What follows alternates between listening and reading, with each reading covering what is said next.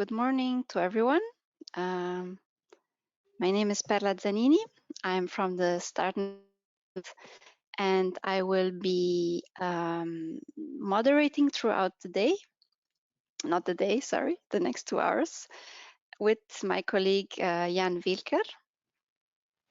And we are happy to welcome you.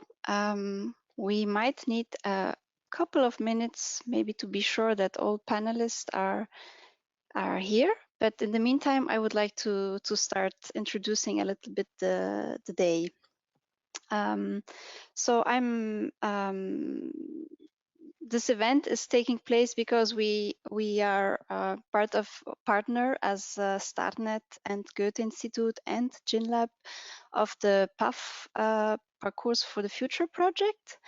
It is an Erasmus Plus project, KA2, that's a partnership, a cooperation partnership for vocational education and training.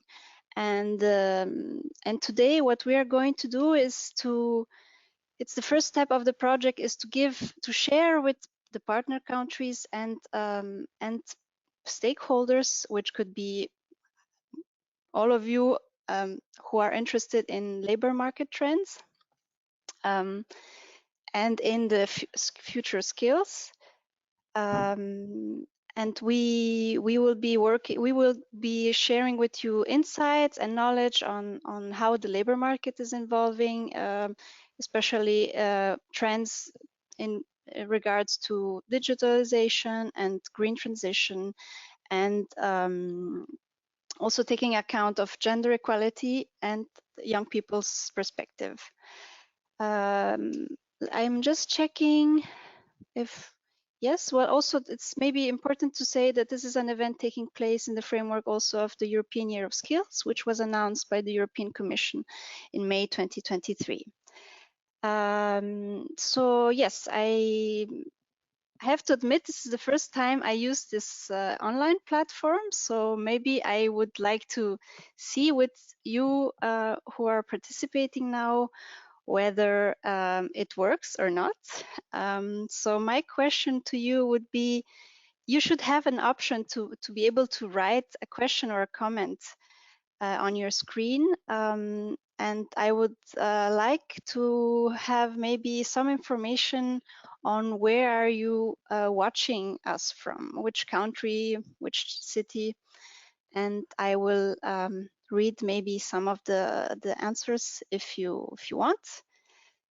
I'll give you a couple of minutes for that.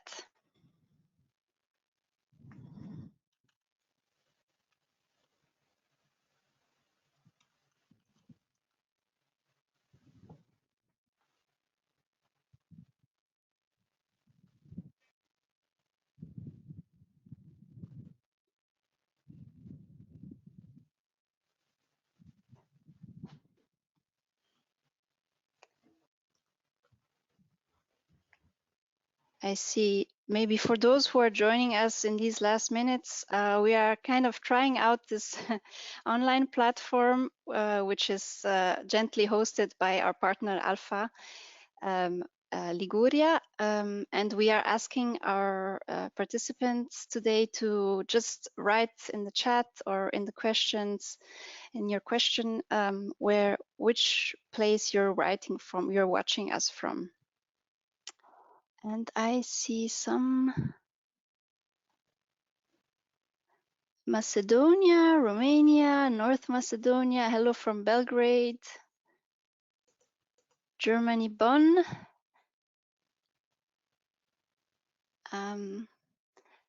Jeep, the organization Jeep in Brussels is also joining us. Welcome to everyone.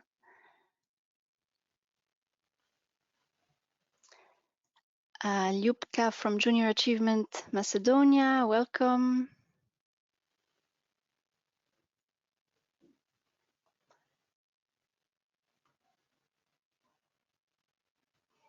Also Skopje, North Macedonia, International Cooperation Medical Faculty. So I see there's a heterogeneous audience watching us and listening to us today.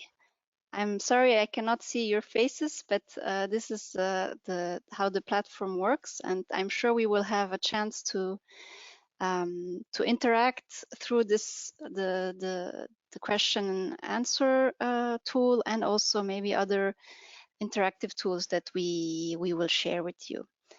So bear with us if there are some technical issues, because this is our first time with this online platform. I don't know if someone else is still writing. Belgium, Brussels, Italy, Netherlands, Latina Italy, Italian educators.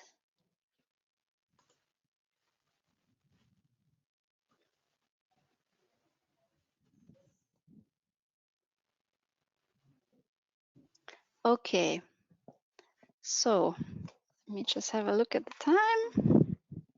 Yes, Genova also is there. So we have until now heard from Belgium, Netherlands, North Macedonia, Romania, Italy, and Germany. And I'm sure there will be also other persons joining us. Welcome to everyone again who just joined us. I will now share the agenda of the day and hope that it works. Okay. Can you see me? I hope so. Yes, okay. But now I can't see my presentation. Yeah. Okay, so today we will start with presenting the Parcours for the Future project. What is it? This will be this will be presented by our lead partner, Live EV from Germany. Then we will go on and share with you the findings that we have on the labor market trends in the partner countries. The partner countries of this project are North Macedonia, Italy, Germany, and Romania. And also we always have a comparison with the EU level. And further on, we are glad to give the floor to our experts. This part would be moderated by Jan Wilka, and the first expert panelist talking will be Ummuhan Bardak from the European Training Foundation. The second one will be Alice Barbieri from ALFA Liguria, and then followed by Joanna Napierala from Cedefop and Magdalena Lipovac from the CIVICS project.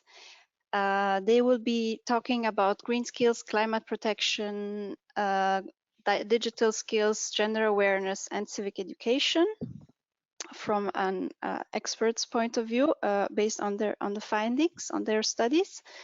And we will then have a question and answer session where you can just write things on the chat like you did now. You can answer. You can always write questions and comments. We will pick them up as the event goes on and on. Yeah. So yes, I am happy to give the floor to Lisa Hefner from Bildung Live e.V. And please go ahead and tell me when I have to go ahead with the presentation. Yes? Yes, good morning, everyone. Thank you for the introduction.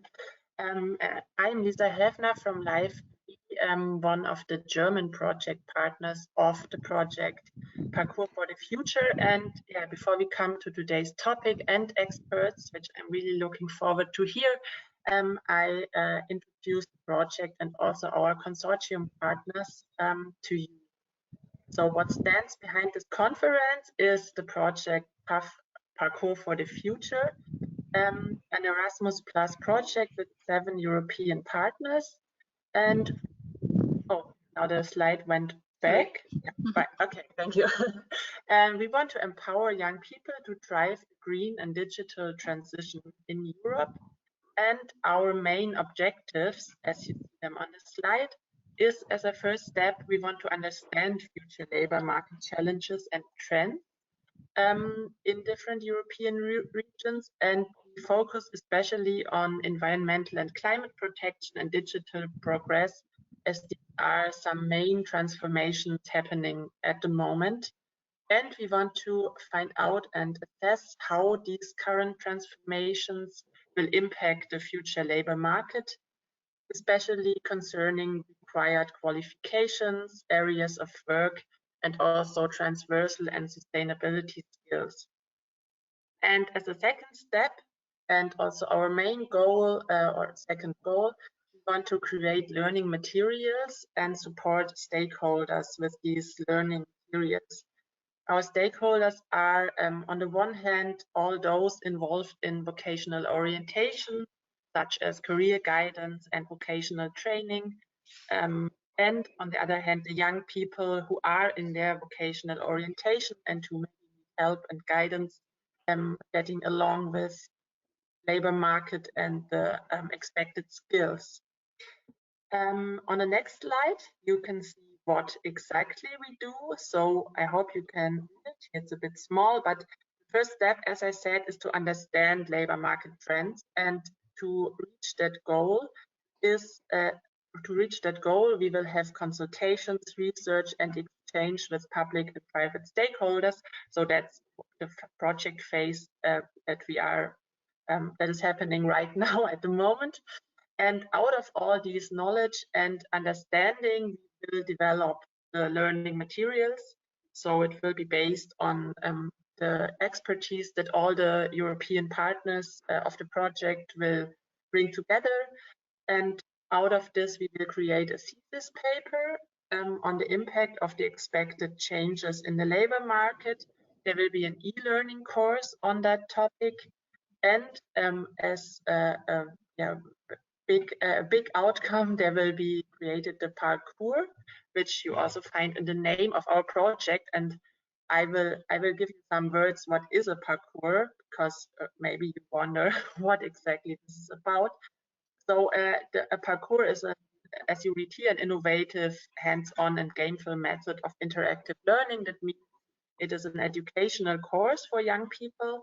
And in this course, they can explore aspects of the world of work in a practical and playful method in an interactive way. At hands-on station, they have interactive tasks, and they can explore the relevance of future developments for their career choice. And also they can explore their own ability to drive change. So it should be really practical and hands-on learning, and still be based on the deeper knowledge that we all gained together. And this parcours will be available in a physical, easy to rebuild version, and also in a digital form, and we will publish it in all the project languages. So I will come to the project languages on my last slide. But before that, as a last step, we want to reach you, all the stakeholders, the people interested, also the young people. So there will be a broad-ranging communication and a dissemination of our project results, so that they are used throughout Europe to prepare young people for future labor market. And on my last slide, I want to present the partners of the project. There are, as you see, 7 partners in the project. We are an Erasmus Plus strategic partnership in vocational education and training. And we are partners from 4 European countries with a broad expertise in practical and digital career orientation tools, in competence development, interdisciplinary and online learning, and also in gender-sensitive career orientation and communication and career orientation. So there are really different fields of expertise all together in this project. And the names of our partners is ALFA Liguria from Italy, the Organization for Social Innovation ANO from North Macedonia, the Goethe Institute Innovation Lab, Italy, Goethe Institute in Germany, also live from Germany, Scuola de Valori from Romania, and StartNet from Italy and also from Europe. Yeah, and the project will last from 2022 until 2025. So I give back to you, Perla, and thanks for your ears. Thank you. Thank you again. Yes, I would like to continue with presenting the findings that we basically shared all of our partners on labor market trends. Let me also tell you that this is only the first part of one of the first outputs. There will be other outputs following, and maybe Jan will tell you at the end of the day of the event what the next steps will be happening in this year still. So so basically what we did is we tried to analyze from these 4 countries' point of view and on the European level what the trends were. And we focused first on employment, and of course our focus is young people. So it the first thing that you notice on the EU level, but this is a data that's everywhere and the same in all the partner countries, the youth unemployment is more than twice as high as the general unemployment. Because young people are disproportionately affected by economic downturns compared to other age groups. And if you want to see more on a national level, we have also the need phenomenon, and the need varies. The need rates vary from 7% of need young men in Germany to the 36% of need young women in North Macedonia. This is just to give you the width of the spectrum of the rates that you can find in our consortium. There are strong regional differences also within countries, such as Italy has very different rates ranging from southern Italy 37% to northern Italy 17%, and in all of the partner countries, young women have a higher probability of being in a need status. Of course, need, just for everyone to be on the same page, need is our young persons between 15 and 29 who are not in education, employment, or training. So, of course, when you analyze this share of population and notice that there is a high rate of young person in this status, in this situation, this is a kind of a alarm signal. You can see also in the graph the differences between the countries. Yes. So if we talk generally about the labor market, what is the situation? Why are we all here? Because we know that there are some big challenges waiting for us. There is a skilled workers shortage in almost all countries of the consortium partner, especially Germany, Italy, and Romania. This is caused by different factors. It ranges from demographic reasons. So the fact that the working population is aging and is soon going to be retired. Also the fact that there are new jobs, or the late age of entry in the labor market, as well as a skills mismatch. North Macedonia has, for example, also the issue of immigration, but it's not the only country in the consortium that has a high number of young people emigrating abroad. In the graph, you can see that the job openings is the orange bar, and the light blue is the labor force growth, the expected labor force growth. So you see there's a huge gap between the amount of persons that will be needed to enter the labor market and the available persons, workers. Also on a more if you see more with absolute numbers on the EU level, together aggregated with data from North Macedonia, these are job openings that will have a high, that will be very, of which number will be quite high. We have teaching professionals, we have business and administration staff, we have sales workers and personal service workers and health professionals. You will listen and hear in my presentation a lot of many times on all possible jobs that will be needed. Exactly. So, for example, in Italy and Germany, we have health professions and technical handicrafts. In Romania, it's going to be social workers that will be needed. In North Macedonia, unskilled workers, clerks, and waiters. These are just examples. So, of course, I told you we wanted to talk about labor market trend, but also in regards to factors such as digitalization, green transition, gender equality, and young people's perspective on career choices. We will start with digitalization, making a small comparison.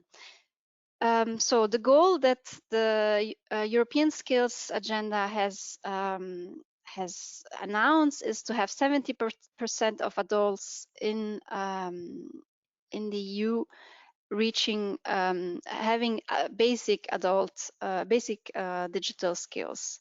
You can see that all partner countries are still very far from this goal. The average is 54% of Europeans, but there are a lot of differences.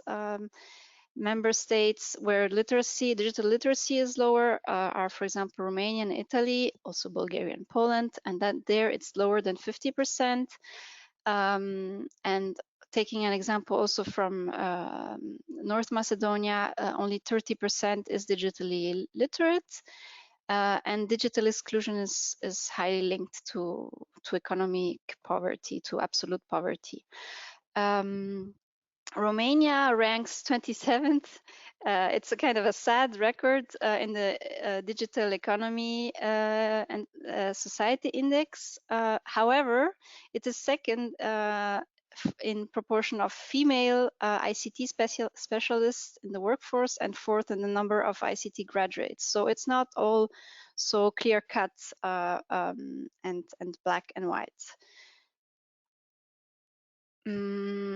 If we want to have a more in-depth look at the digital economy, it is kind of a paradox situation, because it's at the same time the fastest growing and the fastest declining. I mean, with it are the fast declining and fast growing roles connected, because they are all driven by technology, digitalization, and sustainability.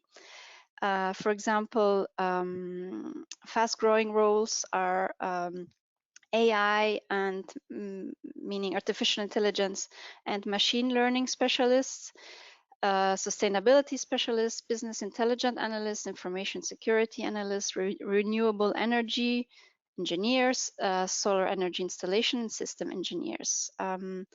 The largest losses are expected in administrative roles and in traditional security, factory and commerce roles. So it's basically all the professions that have a highly routine procedure, and they will be very challenged by digitalization and automation.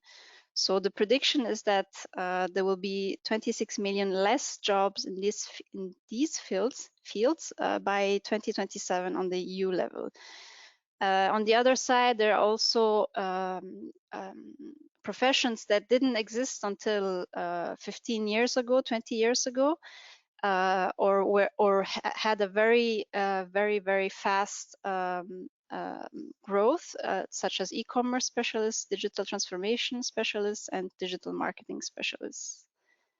So that is why it's a bit of a double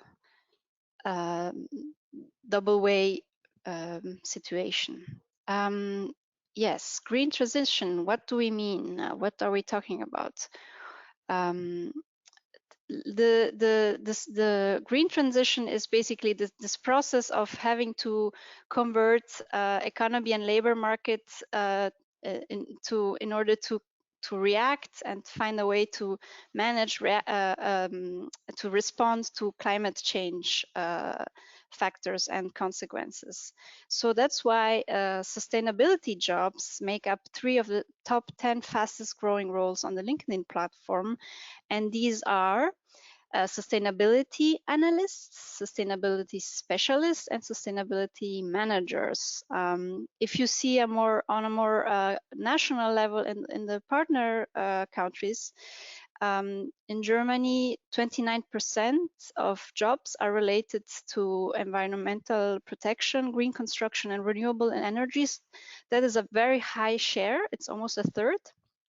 And Germany is also has also a tradition of being a worldwide exporter of green technology. In Northern Macedonia, there will be support from the EU for the green transition and digital transition. This means that there's a big need for training programs for the jobs that are connected to green transition and digital transformation, and also to train green skills. In Italy, a large share of the Next Generation EU fund, that's the total amount is 3 billion euros, is dedicated to green transition. That's also why there's going to be a lot of investments in this in these fields. And for Romania, it also has a Next Generation fund of 1.6 billion. And a big part of this is also dedicated to waste management and to making construction, for example, more sustainable and efficient. So gender equality, we were saying that this is also one aspect that we want to consider for when we talk about the labor market, because they are very important, because we are talking about the labor market, also a shortage of persons. And then when we look at the figures, we wonder a little bit, why is it that women are so underrepresented in the labor market? So you can see the graph on the left. The women between 20 and 64 years old represent only 69%. I mean, not only, but 69% of them work compared to 80% of men. They are also percentually have here, I don't know, the low wage earners are more women than men. Also a couple of other data, the gender pay gap in the EU, the average is 13%, and this gap decreased only by 2.88% in the past 10 years. So it's a very slow rate of reaching equality in the pay. So also if you look at part-time employment, you can see that big share of part-time employment is of women compared to men. So it's only 7% of almost 8 of men who have a part-time job, compared to almost 30% of women. Yes, so we saw the gap that is clearly present between men and women. We don't want to have only the point of view of employers, but also of future employees. So what are the perspectives, the situation of young people in EU and in the partner countries? So what's also their attitude towards work and VET? In North Macedonia, we have very, very high number of needs. So the transition to work is clearly difficult. In Italy, there's this media stereotype of an uninterested generation, which is not confirmed so much by data, but there's a bit of a contradiction between the two. In Germany, young people wish for friendly onboarding team, flat hierarchies, opportunities for further training to grow one's own talent. And a very similar thing is also has also been observed in Romania. Young people expect feedback and self-improvement. They prefer, of course, the first choice, if asked, is to have a full-time entry job. But if they are given the choice between internships or part-time entry job, they choose internships because of the learning opportunities that these entail. This is why I also made this word cloud. You can see basically there's a across all these countries there's a trend of young people favoring prioritizing life-work balance over salary or stability, and together with this also the fact that VET and work are seen as self-realization paths where young people expect to learn and to receive feedback and to develop themselves. If we see more on their real choices of what do young people choose to study or to work in North Macedonia, it's there's a trend for young people to choose VET and educational paths that enhance chances for getting a job abroad. So clearly there's this idea that they might need to find work abroad. And also the IT related careers are very attractive. That's why there's a high number of and a growing number of young people choosing computer sciences. In Italy, the VET is traditionally not so preferred by young people. That's why you have more than half of students when they're choosing their secondary schools, they're choosing rather non-VET paths. And if you look at the jobs and professions that they aim to, there's a high rise of professions in the health and wellness fields, also related to the efforts they saw during the COVID pandemics, and also an interest for mental health. That's why a lot of there's a rise of people enrolling in psychology faculties, and also humanities studies unexpectedly are more and more demanded. And of course, there is this dream of these entertainment jobs, such as acting or social media influencers. Oh, sorry. In Germany, there is a situation of there is this the dual system that traditionally gives young people the choice between VET paths and university paths. Well, the VET is kind of losing points in young people's preferences. So there are many more young people choosing academic careers than handicrafts jobs. And that's why also these vocational training places are declining. And if we look at the VET professions, what are the ones that are preferred for men in Germany? They are, for young men, it's mechatronic technicians, IT specialists, plant mechanic for sanitary heating, air conditioning technology, and for young women, it's office management assistant, medical assistant, and dental assistant. These are jobs that you get if you go through certain VET paths, not necessarily an academic kind of path. In Romania, there is a preference for young people to work for large international companies and for state jobs, especially after the pandemic. And the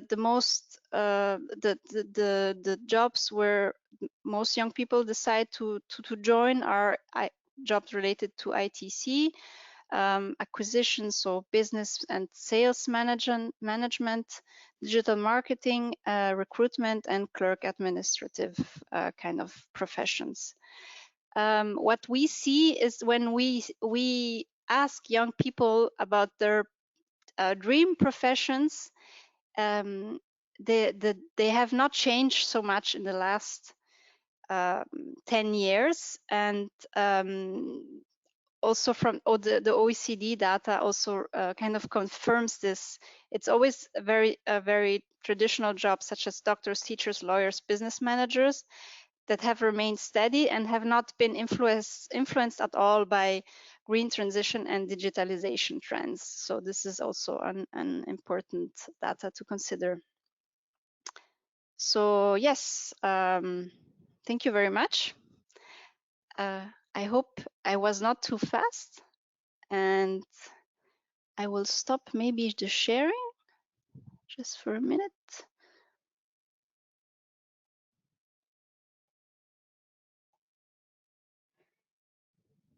Okay.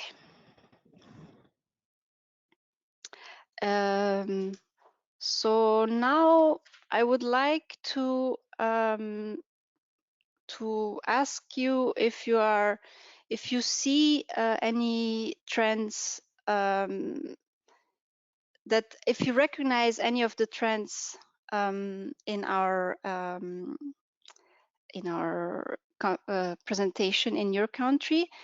Julia, I would wait just a minute for sharing the Mentimeter so I can share the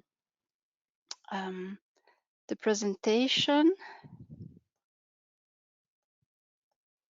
Ariana, can you give me again, please, the possibility to share? I will.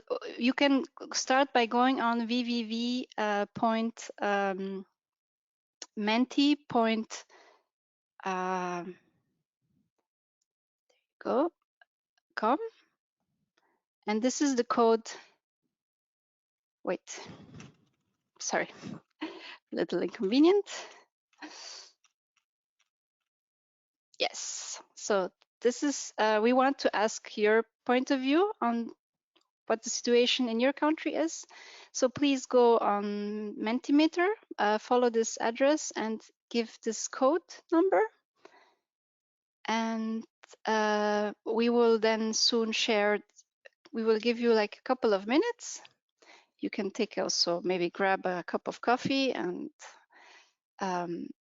then we will share the results to see a little bit if what we have found finds any resonates with the situation that you are observing in your own context.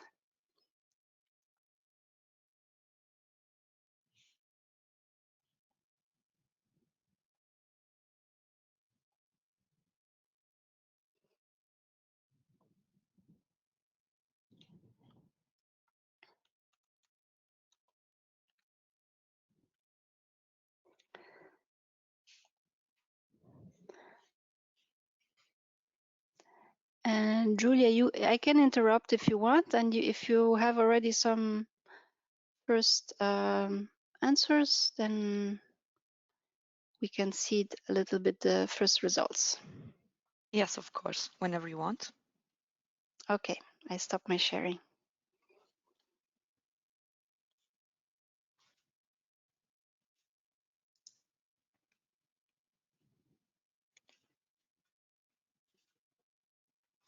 Okay. Here you can see, I hope you saw that you can, some first results of the first question of our Mentimeter, just to get the session more interactive and to hear as well what your point of view is about the situation. As you can see, there's a winner, the demography and the aging society, not enough workers on this point of view, so on these trends, but also you can recognize in your countries a huge skill mismatch and a shortage of skilled workers. Okay. So I'll wait just a few seconds to see if there are any other results, any other participant before going to the next slide. But I think that the situation is pretty clear. So demography and skill mismatch.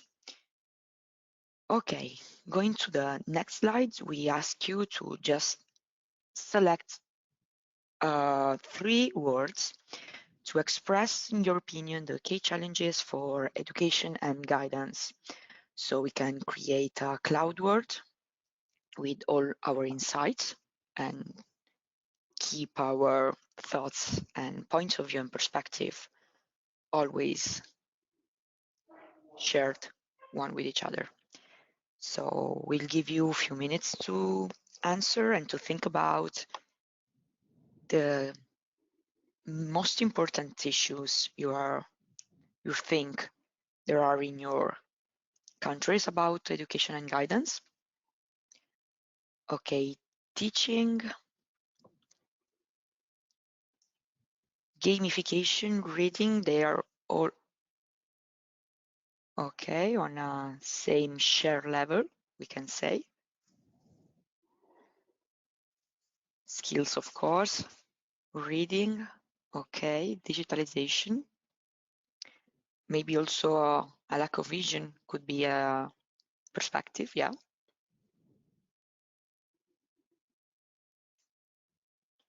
Less knowledge, more known, okay.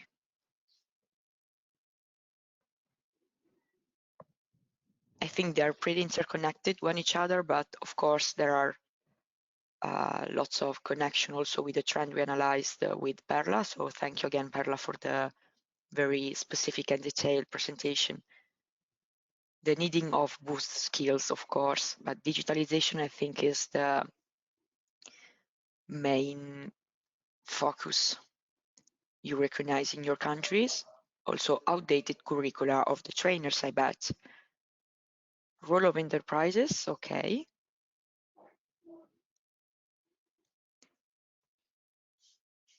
Okay, it's very interesting to see how you're collecting different points of view about the situation, very diversified one from each other, but also interconnected, because of course, in this overview, we can just spot all the actors from the system, the trainers, the trainee, but also the enterprises on the occupation field, of course. So very interesting to see.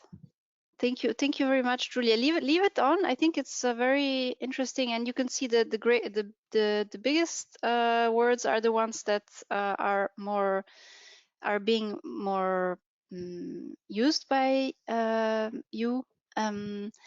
And so you can see that digitalization and motivation and outdated curricula might be 3 big challenges. And of course, there are a lot of other things that Julia already mentioned. I think it's a good photography of the challenges that await us in the light of all the data that we have heard and the labor market trends. I would, if it's okay with you, Julia, I would stop maybe the sharing. Yes, thank you, Perla. Thank you, Julia, our intern from the Goethe Institute in Brussels. Always very handy for all the things. Yes, so I would maybe share, I don't know, Jan, should we share already the the speaker slide. Yeah.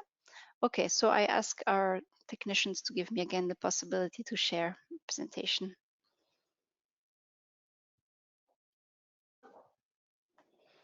Yes, and thanks, Perla, for the handover and the moderation so far. So after hearing so much about the project of Parcours for the Future and the labor market trends at the European level in the partner countries, we now want to hear from our expert panel, shedding their different perspectives on the questions that that we have put out there.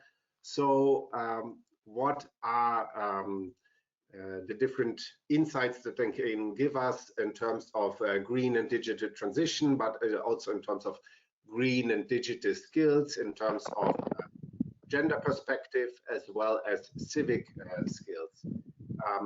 We have 4 different speakers coming from different point of views and organizations. The first one I would like to ask to present and share her expertise is Joanna Napierala. She is expert on skills and trends intelligence department for VAT and skills at Cedefop, the agency working on vocational education and training inside the EU.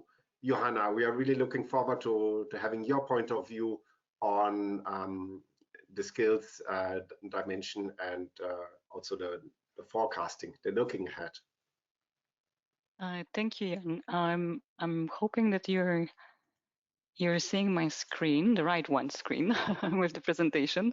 Thank you for inviting me for this interesting topic and giving me the opportunity to contribute to the discussions on trends on the labor market and this important topic, like what will be actually the Parcours for the future. At the Cedefop, which is one of the European Union agencies, we have a mandate to really observe, like, also what is going on the labor market. And in my small team, we are observing few trends, which is digitalization, green transition, also aging of the society. And we try to understand how these trends are shaping and will shape the future demand for skills to inform our stakeholders who are vocational educational training providers. And when we are speaking about the stakeholders, we have initial VET, which is the education system, which is preparing young people to enter the labor market, but also continuous VET, which is which are training providers who are actually reskilling people to whenever they need to update their skill, which become outdated on the labor markets, to re-enter to the labor market again. And the topic of my presentation is digital skills will be essential for the future. And we heard already from Perla that European Union ambition is to really equip people with basic skills. So we know that the skills, the digital skills, are very important. There is also like there are also more policy documents and policy strategies at the EU which are guiding the uptake on digital skills on the market, and one of them is also Digital Decade, which tells about the need of bringing to the market 20 million ICT workers. And why is it so? Like, why is it?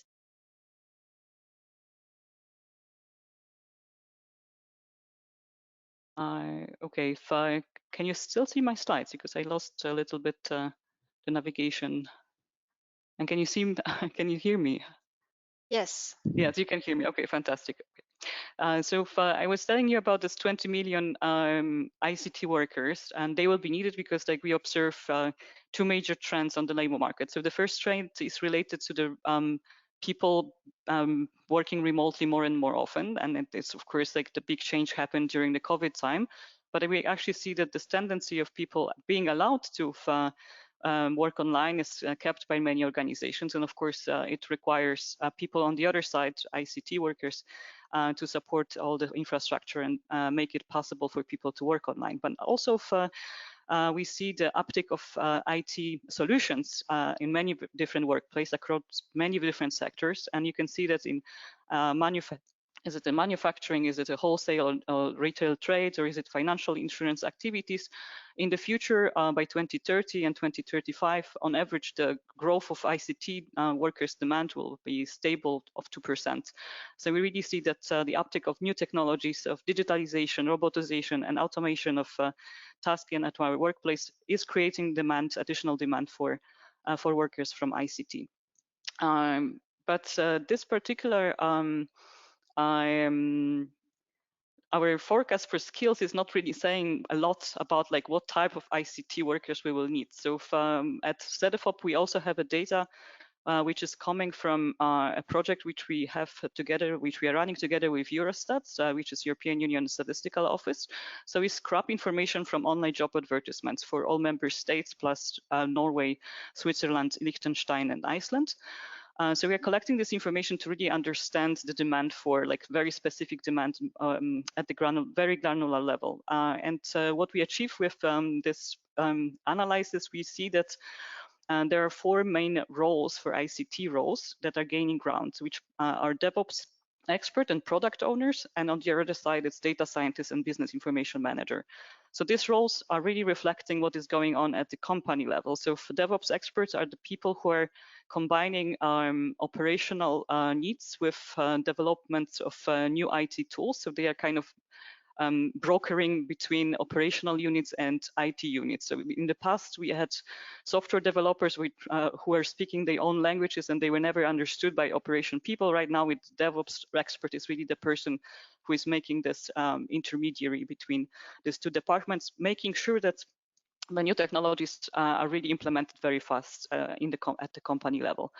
And product owner, this increase in demand for this type of particular role is related to the fact that many companies implemented agile methodology in their workplaces. On the other side, like automation and digitalization means that companies have a lot of data that they can use to make their decisions better. And we see that data scientists and business information managers, those are 2 roles which are really crucial. The guys are equipped with skills to they can analyze the data faster and they can make quite strategic decisions based on information that they retrieve from the systems with the use of machine learning modeling or artificial intelligence tools. Our data also not only allows us to see like which roles will be in higher demand or already are in higher demand, but also the granularity of online job advertisement data is actually allowing us to see which particular programming skills will be needed. So if we speak about the digital skills, yes, the goal is to really like equip people with basic skills, but we also speak about the high digital skills, which are the programming skills in the end. And we can see that over the years, the 5 main ones was SQL, JavaScript, PHP, and CSS or HTML. But there are 2 languages which are becoming more and more demanded, which is Python and TypeScript. And these 2 languages are really related to the uptake of artificial intelligence in the workplaces. And when we are speaking about the digital skills, we see that digital skills uptake is not really about the IT roles. It's really about non-IT workers as well. So when we looked at the dimensions of requests for digital skills across sectors in 2019, prior to the COVID time, and in 2023, we clearly see that on average, like 20% more advertisements across different sectors are requiring digital skills, at least 1 digital skills. And of course, most often we are talking about the use of Teams for the remote work, but we clearly see that some changes are happening even, in the sectors we wouldn't expect to observe that much of uptake of ICT solutions. And one topic that appeared very like in the recent years is of course the AI-based technologies. We are talking about a lot about how disruptive AI-based technologies will be, and of course, like I'm sure you may use already the ChatGPT and other AI-based related tools, the generative artificial intelligence applications. We see that there is clear uptake of of mentions of AI-related skills in online job advertisements, especially for your IT who are developing the tools, but also for the non-IT jobs.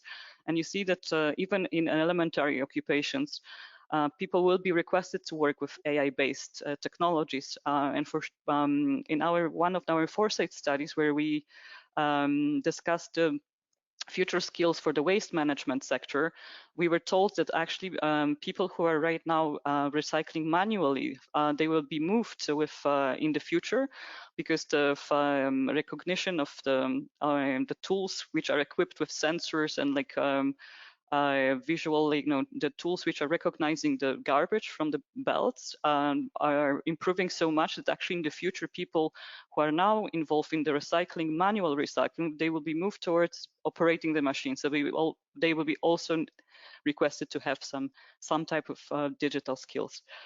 And I mentioned already ChatGPT. We already see that it does AI technology was introduced in November 2022, but still, like in the past, we see that few mentions of requests for AI-related skills were demanded prior to the implementation of ChatGPT, most likely for the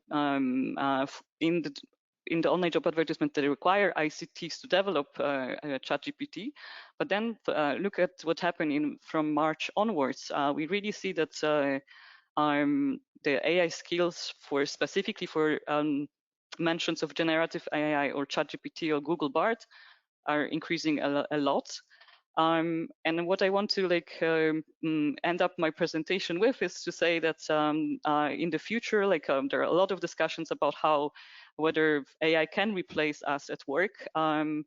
I've heard a very nice statement made in the conference that was specifically dedicated on AI technologies, that workers with AI skills will replace workers with no AI skills, but AI will not replace workers at all. So have that in mind, and please equip young people with AI skills, because then if they will be equipped with AI skills, they will take advantage of these tools at work, and they will replace workers who will be lagging behind. So thank you so much for having me. Thank you, Joanna. That was really insightful. Thank you for your initial input, but also for your pledge at the end. I think it's well received. So you really showed how dynamic the sector is in terms of digital skills, let's say broader digital skills for everyone, but also then the high digital skills that are in the digital sector, how they change and how they impact our lives and our future. So thank you so much so far for the input. We will hear now an initial input from all of our speakers, and then there will be the opportunity to engage in a dialogue also with the audience, pick up questions and further discuss. I would like to bring in now Alice Barbieri, who is among numerous roles, project manager, expert in vocational guidance and education processes at ALFA Liguria, but you are also a long-time advocate for the cause of youth, for the cause of women, young women, and so nobody better placed than you to give us a little insight or reflection on future skills, but also the gender perspective, like where comes gender awareness in when we discuss the skills for the future. Thank you, Jan, and thanks a lot for this invitation. As you said, I work in gender equality field for many years. So here I'm bringing together my background as a gender mainstreaming expert and vocational guidance and education policies work. I will ask to the colleague if they can share my slide. Okay.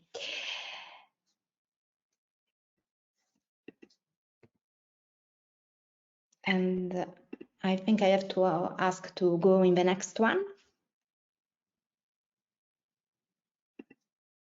Okay, yeah, this is me, and we just talk about my experience, and I want to start in the next slide with an example that come from my work in the Council of Europe when we start to be trained as a gender equality rapporteur, we received this story, and I want to share it with you, because I think we have to open our mind and reflect about how gender equality can affect our life and what is our barriers and the impact. We are in Sweden, and the government realized that they have, of course, some people affected by cataract, especially older one, and they realized that only men were operated. And so, of course, they decide to discover why. And the first question they have is maybe cataract is a male disease, but the evidence say no. Cataract affect in the same way men and women, and so they have to understand why they are operating immediately men, while women that maybe have a very several hill and they can see are not operated. And they discover that according to the rules, there is a priority criteria to be operated. And these criteria say we operate first who have a hunting license and a driving license. And as cataract affects older people, it means that they operate mainly men, because mainly men have hunting license and driving license. So they create this criteria, not thinking about we want to give an advantage to men, but say if you go to hunt or if you drive, you really need to see well to be able to see everything, or you can be a danger for others. But in the fact, this idea that is not discriminatory create a discrimination, because if you are a man, when you have the first step of the cataract problem, you are operated. If you are a woman, you have to wait a long time, and maybe you really don't see nothing, and you are not operated because you don't have a priority criteria. I start from that point because when we talk about gender mainstreaming and how gender stereotype, gender policies can affect our life, and especially the work, the path in field of study and job, we have to open our mind and realize how the society and all the structure can affect us. In the next slide, we move to our field of discussion, and I want to share with them a reflection about the confidence gap. Data show that usually girls are better at school, at university, but when we move to the labor market, in the leadership position we find mainly men, and it can be related to the fact that men are most often choose to take leadership role, but there is also the other side of the situation, and is that women and girls don't stand up to ask a position if they are not perfect for that role, and perfect means if they don't fulfill all the criteria. If you have, for example, an call with a list of criteria and to request of competence and experience and knowledge, a woman, usually we are talking about statistics, so I'm not saying every woman will do this, but as attitude, studies show that a woman stand up and applicate only if she fulfilled all the criteria, while a man, if fulfill half, probably say, okay, let's try, and send the application. And of course, if you don't try, you cannot achieve the result, you cannot obtain the role. So the confidence gap means that probably for the role and for all the messages that we receive, a woman have self-confidence only if she's perfect. And so we have underqualified or not perfect qualified men that apply for a position and can have the occasion to fulfill the role and to achieve the position, while women not. Also because probably in reality, the perfect candidate that really have all the requirements doesn't exist. And so who have to make the decision will choose someone that is not perfect. And if you are not perfect and you will apply, you have the occasion. If not, no. In the next slide, we have an open question to share and to take in mind as food for thought for today. And maybe school and family are a factory of trust for boys and factory of competence for girls.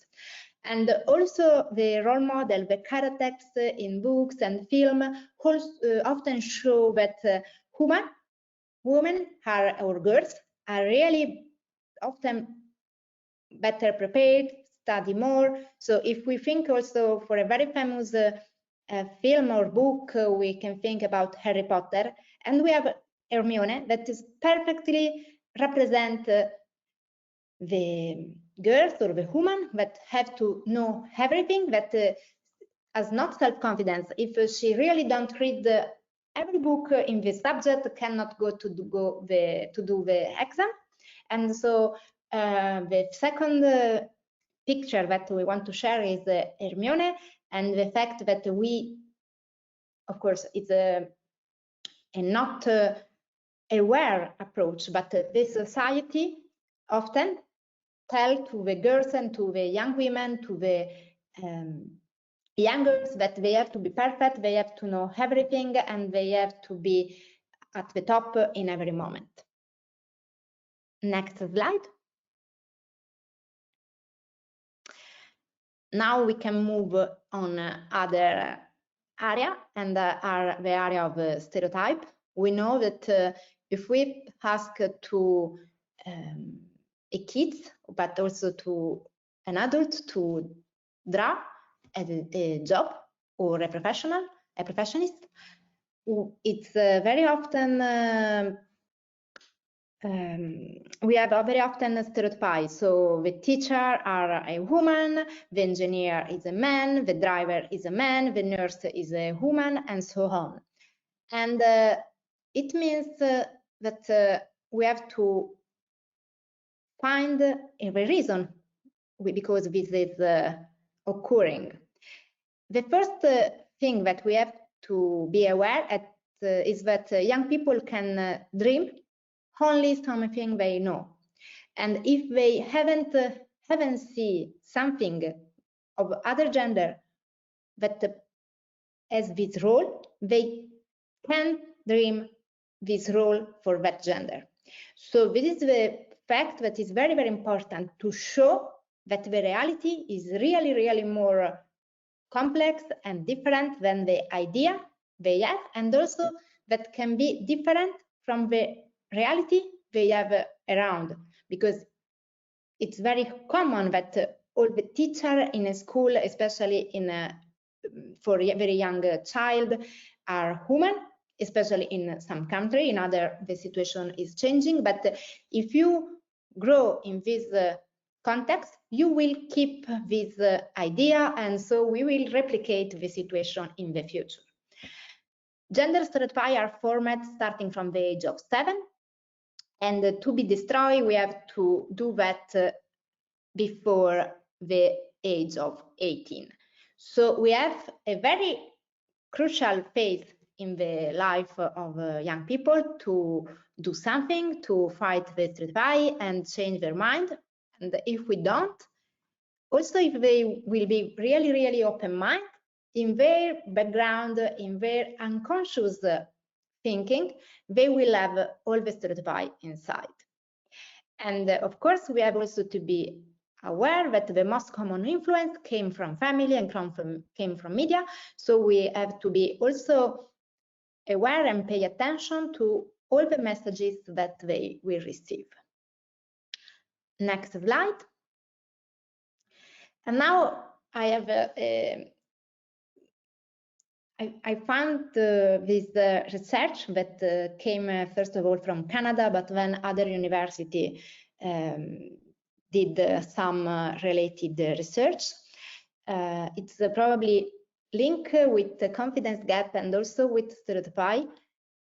If we have a job call, an announcement for a job that lists some requirement, there are words that are more related to men, and I'm not thinking that only men have this characteristic, but that only men recognize themselves as person with this characteristic.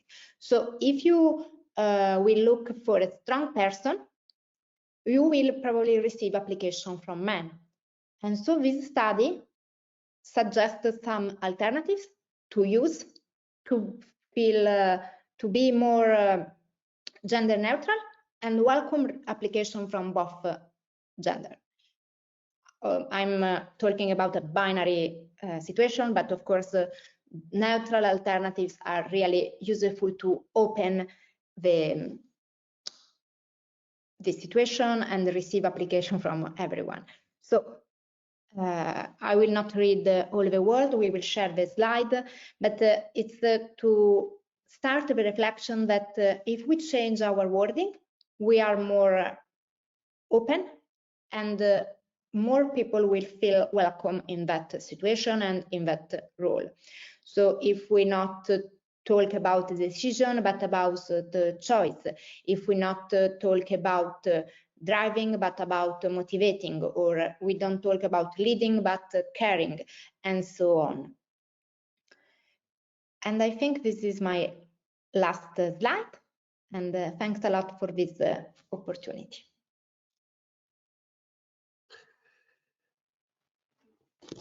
Thank you so much, Alice.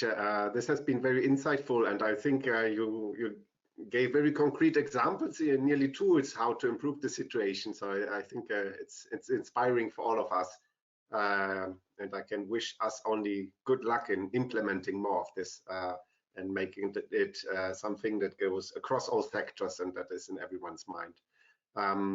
Yeah, of course, we will get back to this topic as well in the discussion then, but for now, then I would give the floor to our next speaker, Ummuhan Bardak. She is Senior Specialist on Labor Market and Migration at the European Training Foundation. So this is the EU agency that works a lot also with the neighborhood of the European Union. And as our Erasmus project and our project partners are not only EU members, but also coming from the neighborhood, we really are delighted to have the expertise both of Cedefop and ETF at the table and shed some complementary insight on the topic of future skills. Now, Ummuhan, really happy to hear from you, your perspective on the future trends, the skills, and in particular also the green transition and what consequences this will be in terms of labor market, but also education. The floor is yours. Thanks a lot. Thank you. Thank you very much. Can you see me and hear me well? Yes, we can. Perfect. That is great. I'm trying to share my screen. We can see a slide. It's just not yet in presentation mode. Okay. Okay, you see the slides. I'm very happy to be here with you today, and I really would like to thank you for the organizers to invite me in this discussion. As introduced already, I am from the European Training Foundation, which is based in Italy, Turin, and we work for the development of human capital in the neighborhood countries surrounding the European Union. What I will going to say today after the three speakers is just to complement the discussion, probably at a more general global level, because I was supposed to be the first speaker, but I couldn't connect due to some technicalities. And again, it reminded me that we all still need a lot of digital skills, including myself. Anyway, let me start with the first, let's say, the most general slide I like to show every time before we start to talk about the changes in the labor market. Every country in the world is actually affected by these global changes, as you see in the slide. I don't need to go through them. All of us experience the changes, not only in one area or another, in all aspects of our lives, individual lives, work lives, social and economic lives, etc. But what we see basically at the end of these impacts is that linked to the labor market, we have several vacancies open, remaining open for a long time. At the same time, we have many unemployed people, many underemployed people, but also many inactive people who dropped out of the labor market. And this is, as we call it, mismatch, skills mismatch, which is being experienced by almost every country now in the world, also because of all these changes we observe. I would like to summarize the impact on the labor market of these changes, which are more or less, I put them in 7 results. The first one is the destruction of jobs, which is mainly linked to the automation, as you may know. And this automation thing has been linked to whether a job task is more routine or non-routine tasks until the artificial intelligence arrived. This is already the discussion before the artificial intelligence. You know, the softwares like ChatGPT, as we are talking now. But the main thing we have seen in the last, let's say, decade is that we have seen increasing automation of routine and mostly medium-skilled tasks, like clerics, cashiers, bank tellers, bookkeepers, crafts, some of the crafts as well, which affected primarily skilled factory workers. In terms of men, but also these desk officers of women, clerics, which are mostly women. But then it started to go beyond routine tasks, as we know, towards more cognitive, high-skilled tasks, such as translators. You know, today we are all using Google Translation rather than using a human translator, unless it is extremely important, high political event, and it's face-to-face, etc. The same is valid for tasks, professions like accountancy, even pilots. We have automated pilots now, which is not used very often, but still it's available. Then the second trend is, as you see in the slide, is job polarization.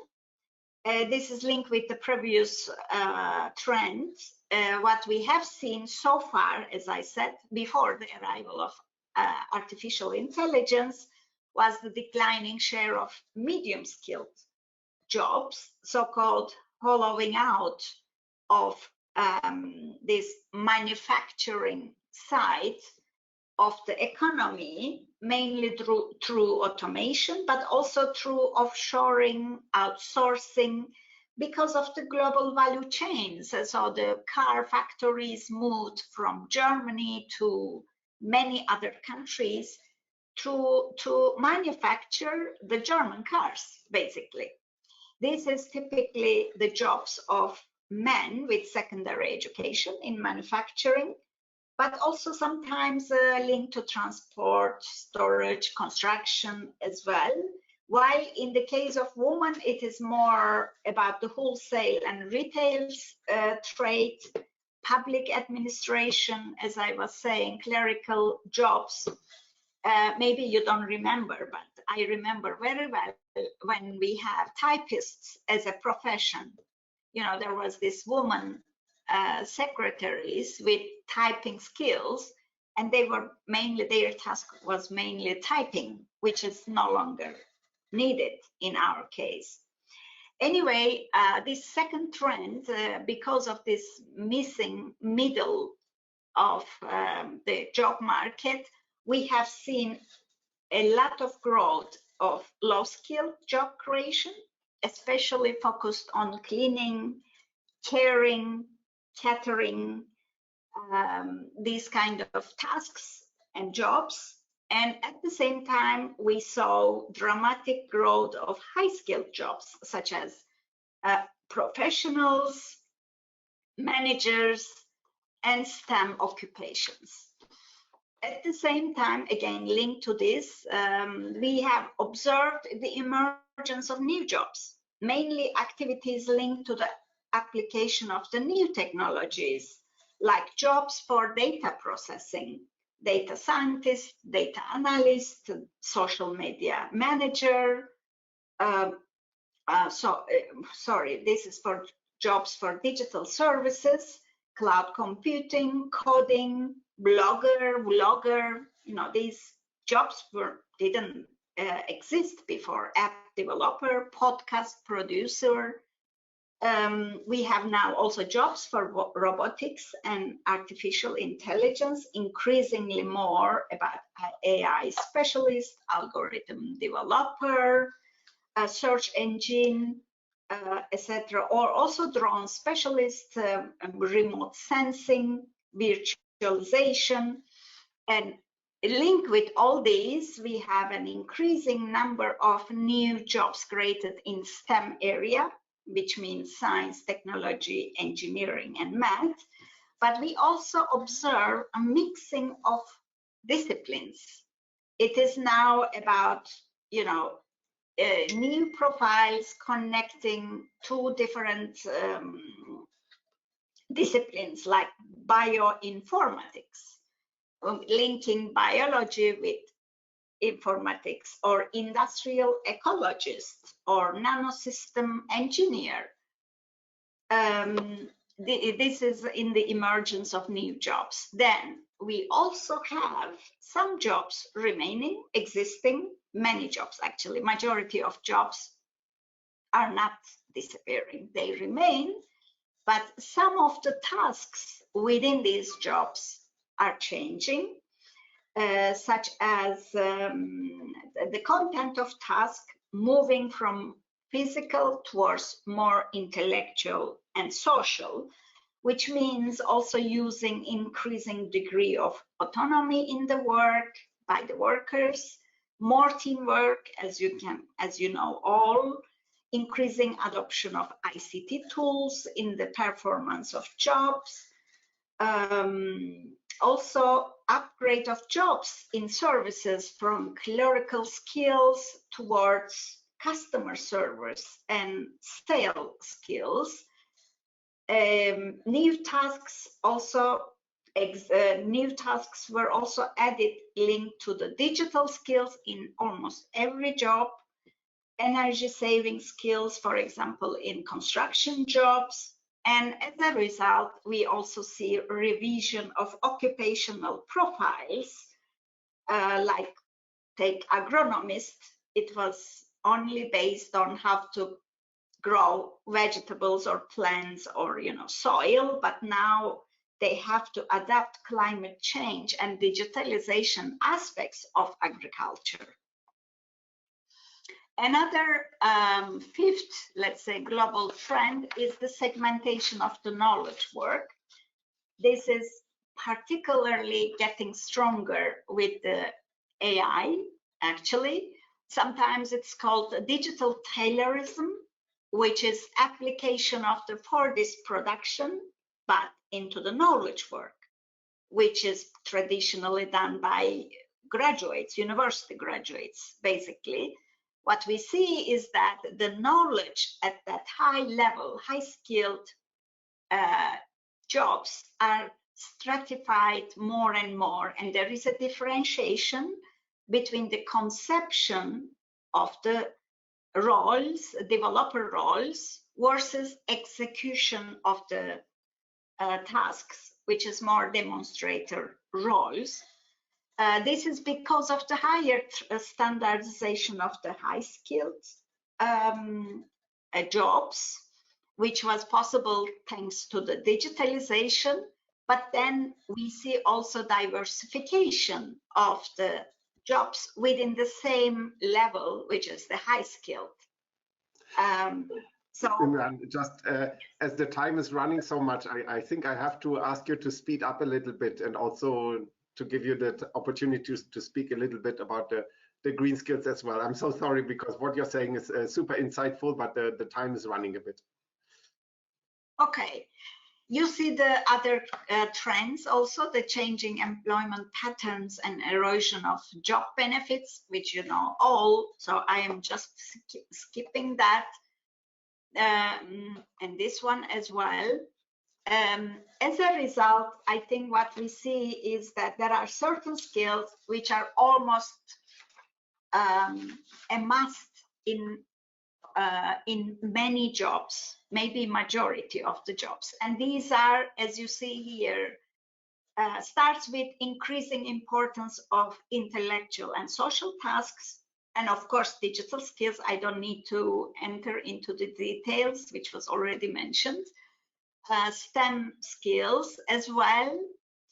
But then another one is green skills. Increasingly mentioned about this because environmental challenges and the policy objective of greening our economies creates a lot of demand for labor in this area. However, green skills, as per definition, it's not always very clear. Generally, they are thought to consist of technical or subject-specific competences, but also generic interdisciplinary competences, as well as normative aspects like vision, values, and preferences for a more green environment or for protection of the nature, to live in more peace with nature, humans and nature together. Other skills, I will come back to green skills more. Other skills which are more often mentioned as well are the soft skills, which is not also a bit, not very clear. Sometimes people tend to understand differently soft skills, but I can explain you later if you ask exactly about the discussions on soft skills.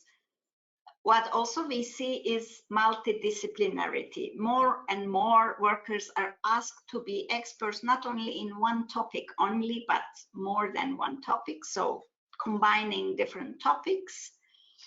Last two are, which I see extremely important for the capability of individuals to be able to move in the labor market more effectively, which are the entrepreneurial skills, which doesn't mean that they have to be entrepreneurs at the end, but having the skill to adapt to changing forms of employment and being able to move with flexibly in the labor market among the different options. The same with career management skills. Okay, coming to the impact of green transition. As we all know, that there are a lot of changes and trends that we cannot avoid and think about the green skills. But what we call is not really green skills, but skills for green transition, because not always every job is green, despite the fact that they can contribute to the transition towards more green environment.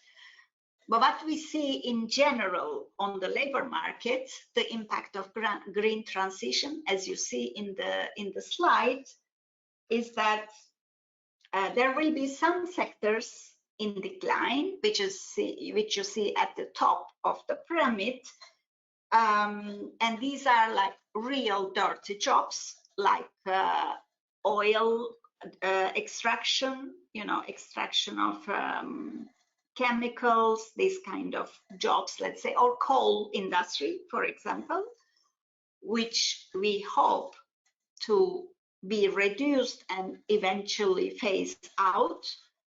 There are some new green jobs in the middle, as you see, which are created mainly about, let's say, environmental goods and services. So aiming to prevent or minimize pollution, degradation, natural resources depletion, repairing damage to air, water, waste, etc., and reducing or treating pollution, degradation, etc. These are a lot of creating a lot of new jobs. But at the bottom, as you see, the majority of the jobs will remain the same, but just some of the tasks inside these jobs will be different, more greener at the end, like construction worker who is already doing the job, like wood maker or electrician, but they need to adapt now with the new skills about producing electricity from different sources like solar or wind, or air condition, maintenance of air condition. Then it's a bit different than before. Therefore, when we talk about skills for transition, we are talking about generally three aspects. One is the technical skills, which is very much specific to perform a certain occupation, like an electric engineer who has to learn also solar electricity production.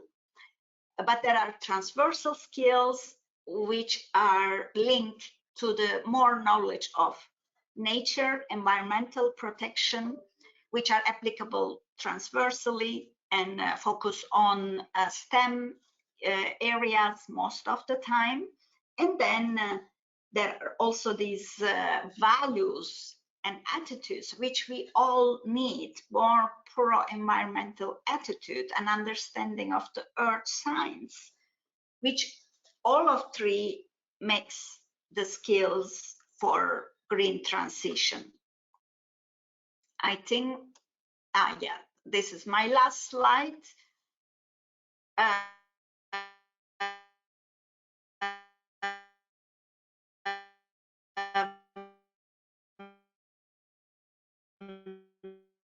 This is another way of showing the typology of the skills for greening. As you see here, I think it's important to put at the positive attitude, which should start probably from preschool education and primary education, which is about pro-environmental attitude, as I was saying, about values of protection of environment. In the second layer, you see the generic skills for environmental context, like marketing specialist for more green technologies, or agri-food professionals, precision irrigation, which is also taking into account the protection of water resources. Then there is the topping up of the existing skills for certain occupations, like car mechanic, which is now, which has to know also how to maintenance or repair electric cars, in addition to other types of cars, plumbers, electricians. And then there are all these at the top of the pyramid, less in numbers, but very, very completely new green technical skills like windmill turbine installer or solar technician or energy efficiency expert, etc. I stop here, taking for your time. Yeah, thank you so much. That has been very insightful. And as you said, we actually wanted your presentation as the first one because you gave such a both comprehensive overview and then much more detail on the green skills dimension. So thanks a lot. And I hope there will be more questions for you as well as for the other speakers. So this is a reminder for everyone who is in the audience listening that you have the opportunity in your sidebar to click and submit your questions via the chat or the question function. So please keep your questions coming. We will collect them and then we will be able to ask them to the different speakers. And I'm sure they are delighted to give you more details or information if required from you. So please come forward with your questions. And now we move to the last but not least speaker, which is Magdalena Lipovac. You are project coordinator at the CIVICS Innovation Hub. So your organization is really operating at the crossroads when it comes to transition for young people to the labor market, but also has a strong civic dimension. And I think it's something we got already from the other presentations, that there are a lot of skills that are overlapping. So it's not all about digital, all about green, all about gender, all about civic skills. Yeah, you will tell us more. How do you think the civic skills dimension is crucial to skills for the future? So looking forward to hearing from you. Magdalena, the floor is yours. Thank you, Jan. You touched exactly upon the point that I'm going to be showing in my presentation as well. So let me share my screen first. Okay, so today I will be talking about civic education for future skills. And in this capacity, I am representing two organizations, one pan-European NGO and one local that is active in Croatia. But to start first with the pan-European one that Jan has already mentioned. So the CIVICS Innovation Hub is a transnational NGO for civic education with hubs in Bonn, Sofia, and Zagreb. And our mission is to enhance skills and competences of both citizens and civic educators in order to deal with global challenges. Before we go deeper into the topic, we wanted to firstly define civic education, as we are lacking a universal and commonly understood definition. In some places, it is known better as political education or education for democracy or citizenship education. But for our work, we have decided to stick with the term civic education, and we use quite a broad definition. When we talk about civic education, we do not talk only about political participation and voting. We are basing our definition on competences and on the wording of the Council of Europe, which says that civic education equips citizens with the competences that enable them to actively participate in society. And these competences include, as you can see, knowledge, skills, democratic values, and attitudes. And in the brackets, you can see some more specific examples that I will not go into detail right now. All in all, in our understanding, civic education encompasses also what the panelists before me have spoken about. So it encompasses digital literacy, climate literacy, gender awareness, and beyond. In other words, civic education, in our view, is more than working with people to motivate them to vote and participate in such a way in a democratic society, but it leads to a broad spectrum of civic competences that can be developed through the work of a civic educator. And just to illustrate this point, here we have grouped some civic competences, and please keep in mind that this is not an exhaustive list. This is just an example. So as an example, we include competences related to media literacy, to digital literacy, to climate literacy, and to civic engagement. And you can already see that there is some overlap in these groupings. And as you can probably infer yourself as well, the development of any of these competences can lead to increased civic engagement, which is also why we include them all in our definition of civic education. And just to quickly take a closer look into what the civic does exactly, I will not once again go into detail, not to take up too much time right now, but we have a wide range of programs and projects. One part of our projects is geared towards European civic educators, where we enhance networking through our NICI projects, through mapping civic education, through the Civic Innovation Fund. But on the other hand, we also not only work on this meta level with civic educators, we also engage other target groups, providing direct civic education activities. So with our Civic Scouts project, we provide civic education activities in companies. And with our Young Climate Professional projects, we work with young people and students to tackle issues of the climate crisis. So we have many topics that we cover, many activities, which we all consider to be civic education, as they are important for the development of our society. One program that I would like to dedicate special attention to is mapping civic education in Europe. So here you can actually scan this QR code or go to the website that is listed, where you can check out what we have created. This is a dynamic initiative which is continuously evolving by adding new countries to the first ever pan-European virtual map of civic educators. And so far, we have been able to reach out to civic education actors from 21 countries. And in 2023, we are adding 10 more. You can see more information on our webpage, but just to give you some information as to what this map is useful for. So for example, with this map, a civic educator from Finland can search for partners in Croatia that are working in a similar field. And not only does the mapping then foster networking, but it can also inform the work of large international and national civil society organizations, grant-making programs, networks, researchers, and academia. And just a little bit more info on this program. In our work, we have identified the topics that civic educators from these 21 European countries cover. We have identified their target groups and their cooperation with others. And we have also analyzed their needs to help inform the work of those supporting civil society in Europe.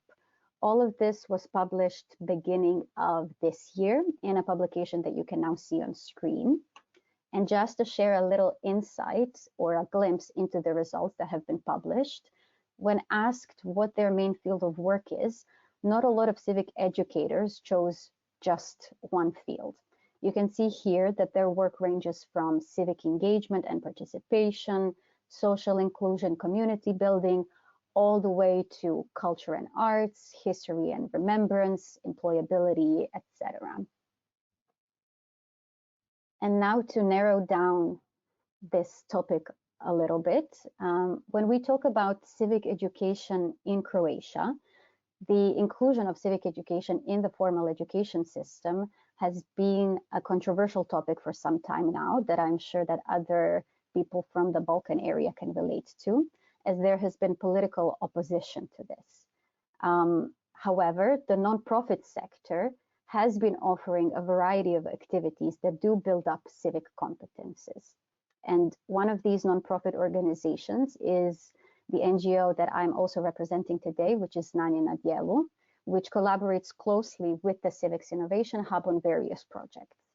And at Zdanje na Djelu, our primary aim is to empower young people to make informed decisions about their own educational and professional future, and to thusly increase their own self-efficacy. And the main problem here that we seek to address, that has been mentioned previously in other presentations, is the gap between education and the world of work, which lies at the heart of Croatia's youth unemployability problem. And our aim is to ease this transition between two very different and important life stages for the young people who will be facing it. And when we talk about at Zdanje na Djelu, when we talk about successful preparation for the labor market, we talk about a three-way process. Firstly, young people need to develop specific vocational competences and expertise. And this mostly, not all the time, but mostly happens through the formal education system. Secondly, young people need to develop transversal competences that were also mentioned in previous presentations. And these competences are universally needed on the labor market. We are talking about critical thinking, communication skills, problem solving, etc. And thirdly, young people also need to be given the opportunity to participate in career guidance activities, which should then give them accurate information about the labor market, inform them about the possibilities and opportunities of future employment, help them make informed decisions regarding their transition into work, and etc. In Zdanje na Djelu, we actually focus on these two parts of the process by offering career guidance and labor market skills workshops, by organizing short internships in various companies and institutions. And to note again, we would consider this work to be civic education, as it helps young people take responsibility for their own future. And to conclude everything that I've been talking about, civic education, as we have defined it earlier in its broad sense, helps develop skills needed for addressing the challenges of the future. And it also helps boost civic engagement. So through civic education, we can develop social responsibility, we can boost active participation in democracy, we can also develop informed decision-making, resilience, and empowerment, basically all competences that make a person responsible and an active member of society. So with this, I will conclude my presentation for today. Thanks, Magdalena, for your input. And as you said, another perspective that shows how skills are overlapping, not excluding, but are rather reinforcing each other. The civic dimension is certainly a very important one when we consider how we can reinforce our society, our cohesion, our democracies that we are living in, because often this is at the basis to drive all the other reforms. A few questions have been coming, and although the time is short, I would like to give one more round to all of our speakers to be able to answer these questions. So maybe I will formulate the questions and then go in the same order of the speakers, from one speaker to the other. And if you manage in 1, maximum 2 minutes to give an insight on that. An overall question would be, like we talked a lot about the trends and possible skills, but how can we deliver those skills? What does it mean for the education in the vet sector? And then there have been more specific questions as well regarding the green jobs. How can we make them more attractive? Maybe that's something also for Ummuhan. What can happen at the policy level to boost green skills? How is the youth sector, the civil society, how can they play a role in this and be more active?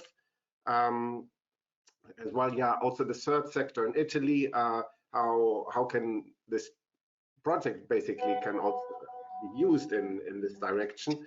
And another question on the parcours, the project here, how it can be used and when it will be available.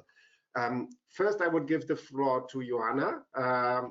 You see there's a panorama of questions and you have very little time to answer. So up to you to pick, choose, and go forward with your insight.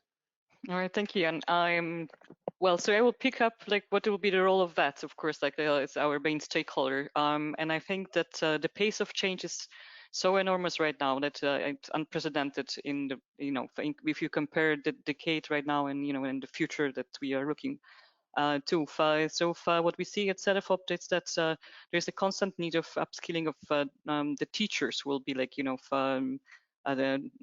teaching the subjects in the school, and it needs to be done in a collaborative way with employers to make sure that the new innovations which are implemented in the workplaces would be already like included in curricula. So there we see that it can only happen, it can only be scale up when we will have this collaboration between employers and vet providers. It could be done also in the form of apprenticeships. So we are also supporting the idea of collaborating that educators should collaborate with employers through the building these apprenticeships together. That would allow young people to get education at school, formal education at school, but also the practical level of skills in the workplace already, and then making sure that the credentials will be like, you know, confirmed and evaluated by education system. So that would be two suggestions from my side, from Cedefop. Thank you. Thank you so much, Joanna, also for being so on spot in your answer. Alice, what is your point of view? Maybe also reflecting a little bit on the youth sector's dimension that you know so well. Can you repeat the first question, please? So one question was about what does it mean for the education sector to deliver on these future skills? And then there were a few questions on how can actually the youth sector play also a role and pushing them. Yeah. Okay. I think it means trust in the intergenerational dialogue and recognize the role and values to all the actors that are involved. Because the risk is that young people think that older ones are boomer and not useful at all, and vice versa. The older people can think that young people now are lazy and not able to do nothing and don't want to commit. And so we talk about stereotypy in gender, but we have stereotypy also related to age. And to look to the future skills, we have to build a dialogue and learn by each other. And I think that to look for future skills, we have to go over and don't be stuck in a stereotype and not be think that all that is new is good or bad, and that is what is old is good and bad, and be able to be more realistic and positive. And I think it can reflect in educational policies and guidance, because we cannot think that all the new things are good and the older don't are more useful, but also the contrary is a problem. Indeed, I think it's not about blaming or shaming, but really taking it on positively, and the awareness that we have here is the first step to driving the change. Ummuhan, lots of questions also on the green skills dimension. How can we boost them? What can happen at the policy level? How to make them more attractive? Well, what do you think? Well, there are, of course, many aspects to deal with the green jobs, but I would like to start with two things. One is TVET, the role of TVET was mentioned, but in my opinion, the green skills, the part that is linked to the basic understanding and values of nature protection and basic earth science, knowledge such as this, and knowledge such as digital skills, they have to be integrated in the whole curricula, from the preschool education to the university education. I think they are more and more transversal skills, not technical skills. This is really, in my opinion, a must if we want to really reach to green and digital transition. The second aspect on the green jobs is, of course, linked to first, there are conditions that makes the jobs more attractive in every area, and this is also valid for green jobs, which means that we need to standardize and develop standards for the newly emerging green jobs, and put also qualifications for these new jobs. in the education system. But at the same time, at the policy level, probably we need also more investment, green investment, like in solar technology or wind technology. We want to really open up this new area of jobs in the green energy production. For example, if the countries do not have investment in solar energy production, it's a bit, meaningless to talk about solar-related occupations because they will not be needed in the country. So there are these three levels of issues on the values, transversal skills, but also real technical skills. In all areas, we need more standardization. Also in the curricula, in the qualifications, but occupational standards as well.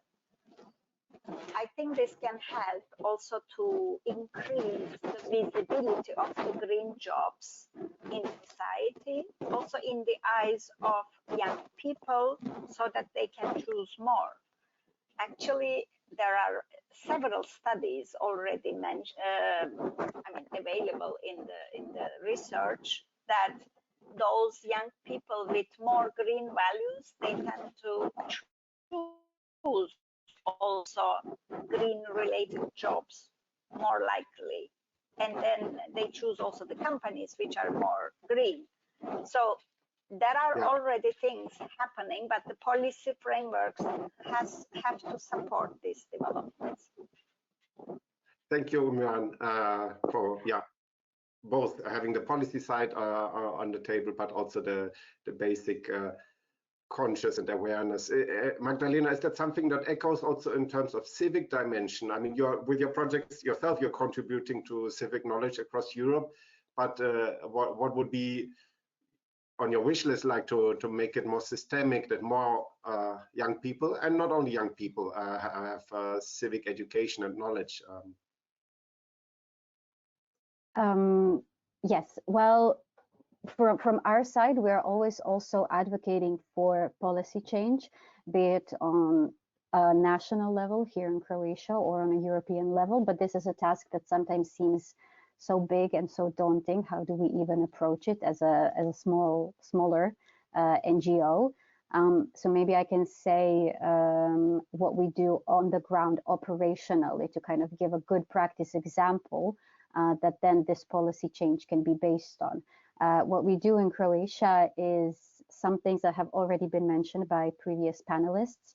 So we do training of educators who are very open to such activities and who are really hungry for learning about career guidance, about civic education, about helping young people transition from the world of work, from the education system into the world of work.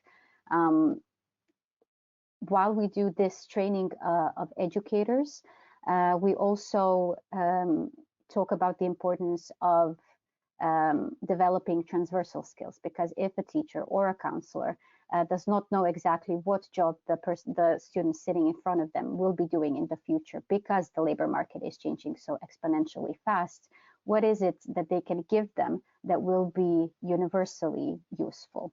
We also do have and do encourage wider collaboration with employers. This is also a big contributor to this gap, is at least in Croatia, there is no systemic linking of employers and the education sector. So we try to organize internships for students, internships sometimes also for educators, especially VET educators, because some of them have not had a chance to actually work in the real sector outside of education. So this is something that we try to encourage.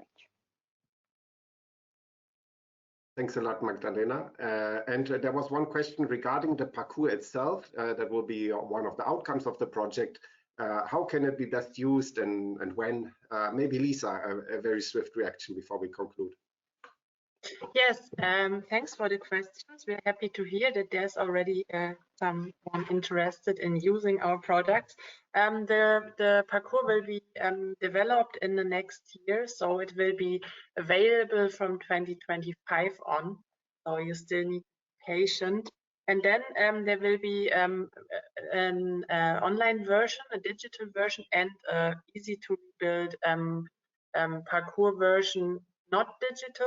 And you can use it in different situations of educational training at schools, probably during the vocational education, the career guidance situation. So we are happy if it is broadly used.